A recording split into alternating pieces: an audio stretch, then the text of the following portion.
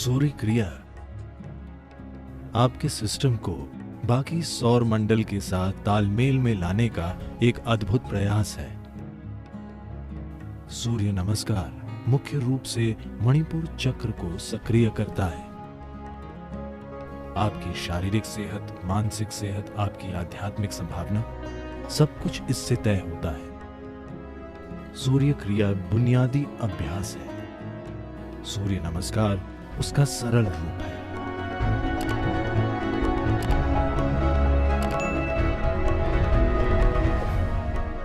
हठ शब्द में ह यानी सूर्य, ठ यानी चांद। सूर्य और चांद के बिना कोई हठ योग नहीं होता।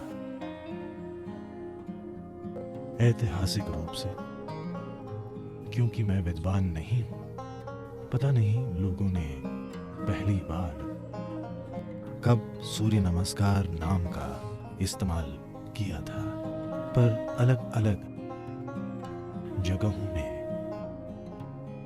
यह अभ्यास अलग अलग तरह से सिखाया जाता है। मैं गलतियां नहीं बता रहा, मैं कह रहा हूं। इसे अलग अलग जगहों में अलग अलग वजहों से जानबूझकर अलग अलग तरीकों से सिखाया जाता है। आश्रम में मुझे लगता है लोग 4 अलग अलग तरह के सूर्य नमस्कार का अभ्यास करते हैं।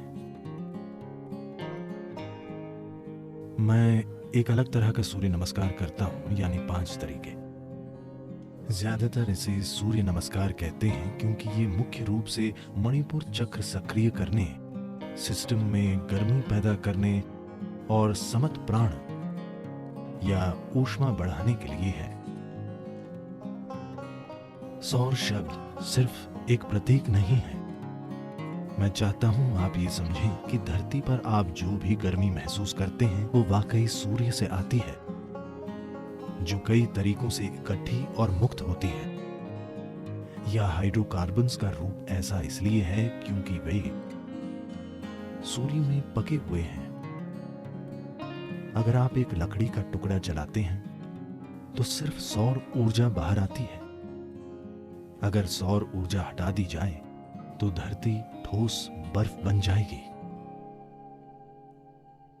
शोध से पता चला है कि 18 घंटों के समय में सारे समुद्र बर्फ बन जाएंगे।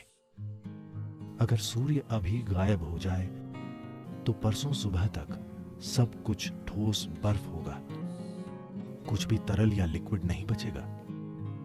तो सब कुछ सौर ऊर्जा से चलता है। शायद आप सोचें कि हम थर्मल या गैस से पावर पैदा कर रहे हैं।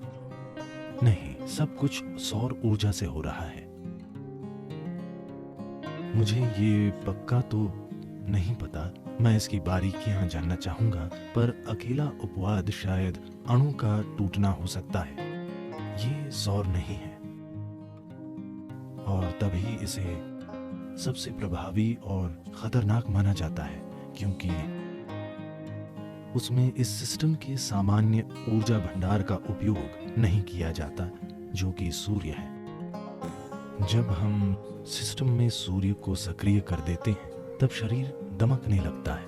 अगर आपको कुछ ऐसी समस्याएं हैं जो आमतौर पर सिस्टम में ज्यादा बलगम के रूप में प्रकट होती हैं, सिर्फ नाक में ही नहीं हर जगह बलगम बढ़ सकता है। जो व्यक्ति सूर्य नमस्कार करता है उसके ग्लैंड से निकलने वाले स्राव और बलगम के स्तर बहुत आसानी से संतुलित और ठीक रहते हैं। इससे सिर्फ शारीरिक सेहत ही नहीं, कई चीजें तय होती हैं। आपकी शारीरिक सेहत, मानसिक सेहत, आध्यात्मिक संभावना सब कुछ इसी से तय होता है कि आप में कितनी सौर ऊर्जा या कहें कि आपकी ग्रंथियों से निकलने वाले स्राव कितने संतुलित हैं। अगर ग्रंथि स्राव थोड़े भी असंतुलित हों तो यहाँ बैठकर सुनना भी बहुत मुश्किल होगा।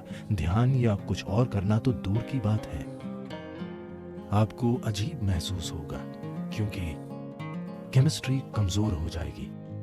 तो इसे संतुलित करने के लिए ये सबसे सरल और प्रभावी साधना है। जब हम हठ योगा स्कूल शुरू करेंगे तब हम एक खास तरह का सूर्य संबंधी अभ्यास सिखाएंगे। काफी कुछ सूर्य नमस्कार जैसा, पर उसे सूर्य क्रिया कहते हैं। उसमें खास तरह से सांस लेना और दूसरी चीजें शामिल हैं। सूर्य क्रिया आपके सिस्टम को पूरे सौर मंडल के तालमेल में लाने का एक अद्भुत प्रयास है।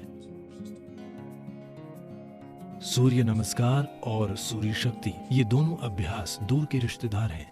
अगर आप लोगों को बारीक चीजें बताएंगे तो हर कोई नहीं समझेगा, तो उन्हें थोड़ा सरल बनाया गया है। अगर आप अपने और बड़े सिस्टम के बीच एक तालमेल बना लेते हैं, ये छोटा सिस्टम है और बड़ा सिस्टम सौर मंडल है, अगर ये दो चीजें एक साथ हैं तो आपकी शारीरिक, मानसिक और सांसारिक खुशहाली बिना प्रयास के होगी। आप जो भी करेंगे वो अच्छे से होगा। सूर्य क्रिया बुनियादी अभ्यास है। सूर्य नमस्कार उसका सरल रूप है। सूर्य शक्ति को मांसपेशियों और शरीर बनाने के लिए थोड़ा और सरल किया गया है। उसकी प्रकृति काफी कसरती है, वो एक पूरी एक्सरसाइज है। उसके लिए कोई उपकरण जरूरी नहीं है। आप किसी होटल के कमरे में हों या जहां भी हों, आप सूर्य नमस्कार या सूर्य शक्ति कीजिए, आप खुद को बिल्कुल फिट पाएंगे।